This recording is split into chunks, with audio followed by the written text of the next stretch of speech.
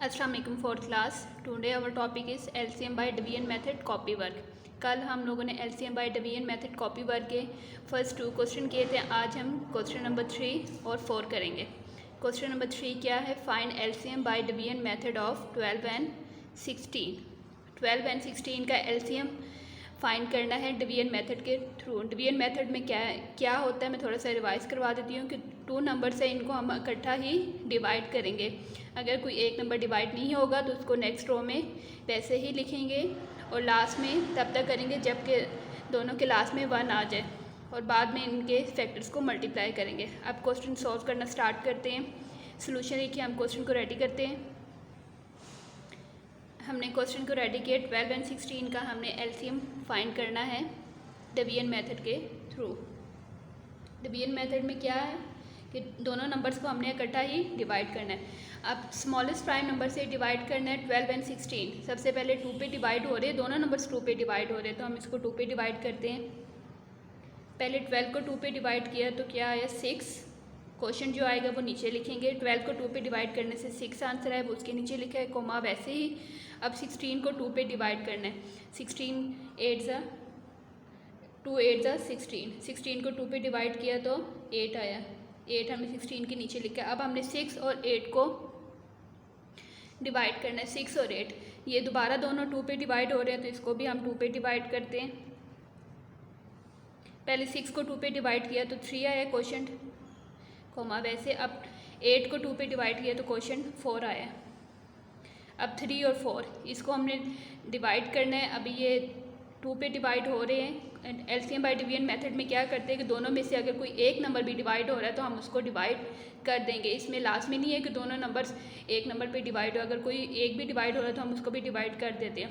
अब 3 और 4, अब 4 2 पे डिवाइड हो रहा है तो हम इसको 2 पे डिवाइड करते हैं। जो नंबर डिवाइड नहीं होता उसको हम नेक्स्ट रो में वैसे ही लिखते हैं। अब 3 को 2 पे डिवाइड नहीं होता तो 3 वैसे ही नीचे लिख लेंगे। जो नंबर डिवाइड नहीं होता उसको हम नेक्स्ट रो में वैसे ही लिखते हैं। 4 को 2 पे डिवाइड किया तो 2 आया। अब 3 और 2 को डिवाइड करना है तो इसमें भी पहले हम 2 पे भी डिवाइड कर सकते हैं और 3 पे भी डिवाइड कर सकते हैं। 2 पे हम डिवाइड करते हैं। 3 अभी भी 2 पे डिवाइड नहीं हो रहा तो नेक्स्ट रो में इसको वैसे ही लिख लेंगे। आपने इतना याद रखना है कि एलसीएम बाय डिवीजन मेथड में अगर कोई एक नंबर डिवाइड नहीं हो रहा तो उसको नेक्स्ट रो में वैसे ही लिख लेंगे। अब जिस तरह 3 2 पे डिवाइड नहीं हो रहा तो हमने 3 को वैसे ही नीचे नेक्स्ट रो में लिख लिया। अब 2 को 2 पे डिवाइड किया तो 1 आया। अब हमारे पास 3 और 1 है, इसको हमने 3 पे डिवाइड करते हैं क्योंकि दूसरे नंबर का तो लास्ट में 1 आ गया, जबकि लास्ट में हमारा ख़त्म कब होता है डिवीजन मेथड, जबकि हर वैल्यू के नीचे लास्ट में 1 आ जाए। तो हमने 3 को डिवाइड करना है तो इसको 3 पे ही डिवाइड करेंगे। 3 को 3 पे डिवाइड किया तो 1 आया, दूसरा 1 एज इट इज़ वैसे ही आ जाएगा। लास्ट में डिवीजन मेथड के हर एक वैल्यू के लास्ट में 1 आना चाहिए, यानी कि अब हमारी डिवीजन कंप्लीट होगी। और फैक्टर्स कौन कौन से आए हैं? 2 multiply by 2 multiply by 2 multiply by 2 multiply by 3। दोनों नंबर्स को हमने एलसीएम बाय डिवीजन मेथड में इकट्ठा डिवाइड करना है। अगर कोई एक नंबर डिवाइड नहीं हो रहा तो नेक्स्ट रो में इसको वैसे ही लिख लेना है। अब एलसीएम फाइंड करते हैं। अब एलसीएम लिखते हैं। एलसीएम इज इक्वल टू जितने फैक्टर्स हैं उन सबको मल्टीप्लाई करना है। 2 multiply by 2 multiply by 2 multiply by 2 and multiply by 3। जितने फैक्टर्स हैं उनको मल्टीप्लाई लिखना है। पहले हमने फर्स्ट नंबर लिखा, फिर मल्टीप्लाई नेक्स्ट फैक्टर लिखा है, फिर मल्टीप्लाई थर्ड नंबर, फिर multiply fourth number and multiply by last number. जितने फैक्टर्स आए उन सबको मल्टीप्लाई करना है। अब हम मल्टीप्लाई करते हैं। 2 को 2 से मल्टीप्लाई किया तो 4 आया। अब हम ऊपर सर्कल में छोटा सा लिख लेते हैं। अब 4 को नेक्स्ट नंबर से मल्टीप्लाई किया, 4 को 2 से मल्टीप्लाई किया 8 आया, वो हमने सर्कल में लिखा है। अब 8 को नेक्स्ट 2 से मल्टीप्लाई किया तो 16 आया। अब 16 को 3 से मल्टीप्लाई करना है। हम रफ वर्क में मल्टीप्लाई करते हैं।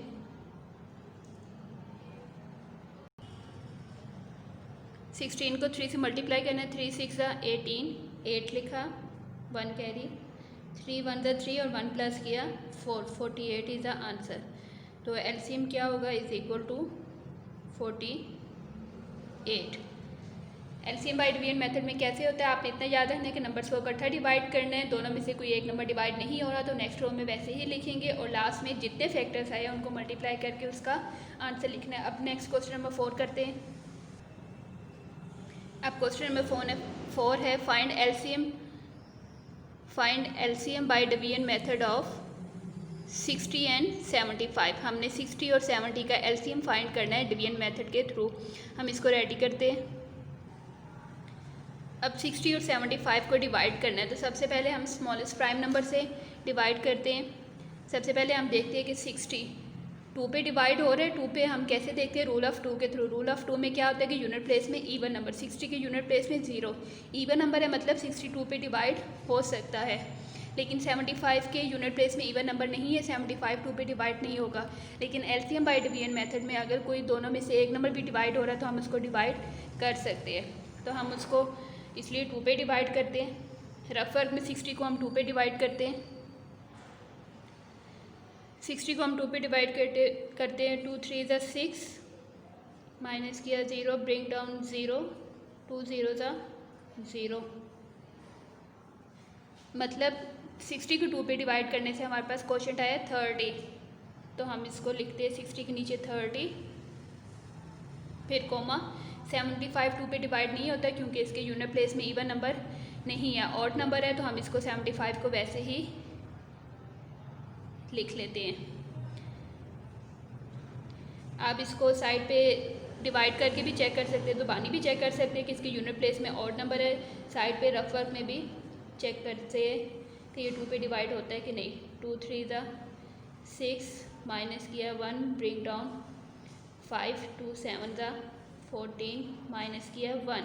इसके लास्ट में 1 है, जबकि पूरा डिवाइड होने के लिए रिमाइंडर 0 रहना चाहिए। ये डिवाइड नहीं हो रहा तो मतलब इसको हम लाइन लगा देते हैं कि ये इससे डिवाइड नहीं हो रहा क्योंकि रिमाइंडर इसका 0 नहीं है। तो इसलिए हमने 75 को वैसे ही लिख लिया। अब 30 और 75। अब 30 के यूनिट प्लेस में 0 इवन नंबर है, मतलब ये 2 पे डिवाइड हो रहा है, तो इसको भी हम 2 पे डिवाइड करते हैं। 30 को 2 पे डिवाइड करते हैं। 2 1 ज़ा 2, माइनस किया 1, ब्रिंग डाउन 0, 2 5 ज़ा 10, माइनस किया 0। जब भी डिवाइड करना है तो लास्ट में रिमाइंडर 0 रहना चाहिए। जब रिमाइंडर 0 नहीं रहेगा तो वो उस पर डिवाइड नहीं हो रहा तो हम उसको नहीं लिखेंगे। जिस तरह ऊपर आपको ये दिखा भी दिया कि ऊपर रिमाइंडर 1 था तो इसलिए 2 पे डिवाइड नहीं हो रहा था। अब 30 को 2 पे डिवाइड किया तो क्वोशंट 15 आया, वो लिखा है। 75 दोबारा 2 पे डिवाइड नहीं हो रहा, हमने चेक भी किया डिवाइड करके और इसके में यूनिट प्लेस में ऑड नंबर है, 2 पे डिवाइड नहीं हो रहा तो इसको हम वैसे ही नीचे लिख लेंगे। अब 15 और 75 दोनों के यूनिट प्लेस में ऑड नंबर है, 2 पे डिवाइड नहीं हो रहा। अब हम 3 पे चेक करते हैं। 3 पे 15 तो आता है, 3 5 ज़ा 15। 75 कैसे होगा, रूल ऑफ़ 3 के थ्रू। रूल ऑफ़ 3 में क्या होता है कि नंबर्स का सम 3 के टेबल में आए, तो नंबर्स का सम क्या है 7 + 5। 7 में 5 प्लस किया तो 12। 12 3 के टेबल में आ रहा है तो मतलब ये 3 के टेबल पे डिवाइड हो सकता है। पहले आप ज़ुबानी रूल्स के थ्रू चेक कर सकते हैं कि रूल्स में क्या है। हमने रूल ऑफ़ 2 में देखा कि यूनिट प्लेस में इवन नंबर है, जबकि रूल ऑफ़ 3 में नंबर्स का सम करते हैं। 7 + 5 12 आता है, 12 3 के टेबल में आ रहा है तो मतलब 75 3 के टेबल पे डिवाइड हो सकता है। इसको हम रफ वर्क में डिवाइड भी करके देखते हैं। पहले हमने 15 और 75 को 3 पे डिवाइड किया। 15 को 3 पे डिवाइड किया तो क्वोशंट 5 आया, वो नीचे लिखा कोमा वैसे। अब हम 75 को 3 पे डिवाइड करते हैं। 75 को 3 पे डिवाइड किया। 3 2 ज़ा 6, माइनस किया 1, ब्रिंग डाउन 5, 3 5 ज़ा 15, माइनस किया 0। रिमाइंडर आपने इतना याद रखना है कि जब भी डिवाइड करना है तो रिमाइंडर 0 रहना चाहिए। अब 75 को 3 पे डिवाइड करके क्वोशंट हमारे पास आया 25। पहले हमने ज़ुबानी भी देख लिया नंबर्स का सम करके, जो कि 3 के टेबल में आता था तो ये 3 पे डिवाइड हो रहा था। फिर हमने डिवाइड करके देखे कि 75 को 3 पे डिवाइड किया तो क्वोशंट क्या आया।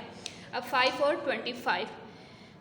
25 दोनों ये 5 के टेबल में ही आ रहे हैं ना, तो इनको हम 5 पे डिवाइड करते हैं। पहले नंबर को 5 पे डिवाइड किया, 5 को 5 पे डिवाइड किया तो 1 आया कोमा वैसे। अब 25 को 5 पे डिवाइड किया तो 5 आया। लास्ट में हमारे पास हर वैल्यू के लास्ट में 1 आना चाहिए। अब फर्स्ट वैल्यू के नीचे तो 1 आ गया है, अभी हमारी डिवीजन कंप्लीट नहीं हुई क्योंकि दूसरी वैल्यू के लास्ट में भी हमें 1 ही लाना है। तो इसलिए हमारा दूसरा नंबर क्या है 5, तो हम इसको भी 5 पे ही डिवाइड करेंगे ताकि हमारे पास लास्ट में 1 आ जाए। तो हम इसको 5 पे डिवाइड करते हैं। 1 को 5 पे डिवाइड किया तो फर्स्ट नंबर जो 5 पे डिवाइड हो रहा है 1 आ गया, तो वो वैसे ही नीचे आ जाएगा क्योंकि हमने लास्ट में 1 रहना था। जबकि अब दोबारा नेक्स्ट 5 को 5 पे डिवाइड किया तो क्वोशंट 1 आ गया। आपने इतना याद रखना है कि एक नंबर्स की वैल्यू के अगर 1 आ गया तो हमारी डिवीजन ख़त्म नहीं हुई, हमें दूसरे वैल्यू के लिए भी लास्ट में 1 लाना है। तो हमने इसलिए फर्स्ट वैल्यू का तो 1 आ गया था, हमने इसलिए नेक्स्ट वैल्यू के 1 के लिए 5 पे डिवाइड किए तो 1 पहला वाला 1 वैसे ही नीचे आ गया। तो अब 5 को 5 पे डिवाइड किया तो 1 आ गया। अब हम एलसीएम फाइंड करते हैं।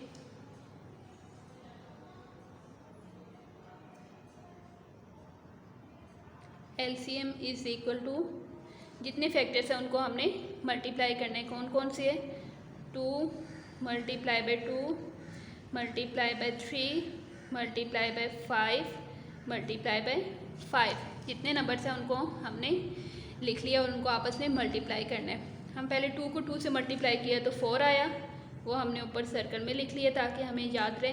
अब 4 को नेक्स्ट नंबर से मल्टीप्लाई करना है। 4 को 3 से मल्टीप्लाई करने से 12 आया, वो भी हमने सर्कल में लिख लिए। अब 12 को 5 से मल्टीप्लाई किया तो 60 आ गए। अब 60 को हमने 5 से मल्टीप्लाई करना है, वो हम रफ में मल्टीप्लाई करते हैं।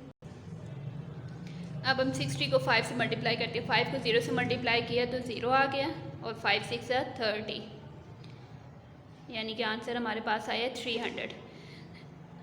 LCM is equal to 300। आपने कैसे मल्टीप्लाई किया दोबारा बताती हूँ। पहले 2 को 2 से मल्टीप्लाई किया 4 आया, वो हमने सर्कल में लिखा। अब 4 को नेक्स्ट नंबर 3 से मल्टीप्लाई करके 12 आया, वो हमने ऊपर सर्कल में लिख लिया। अब 12 को 5 से मल्टीप्लाई किया तो 60 आया। अब 60 को नेक्स्ट नंबर 5 से मल्टीप्लाई किया जो कि हमने रफर में मल्टीप्लाई किया तो आंसर आया 300। 300 इज़ द एलसीएम।